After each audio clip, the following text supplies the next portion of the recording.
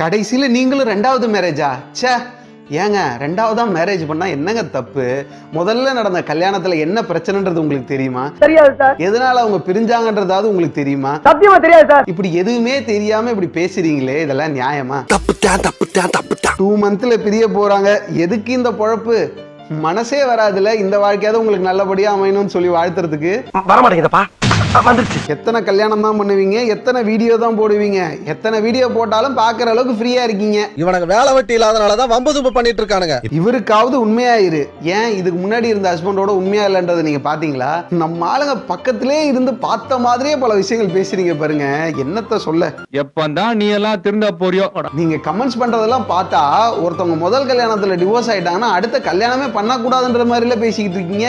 வர வர நம்ம ஆளுங்கள்ட்ட இன்னொருத்தனை வாழ வைக்கிற எண்ணம் தான் குறைஞ்சிட்டு வருதுன்னு பார்த்தா வாயார வாழ்த்துற எண்ணம் கூட குறைஞ்சிட்டு வருது. எவ்வளவு கேவலமான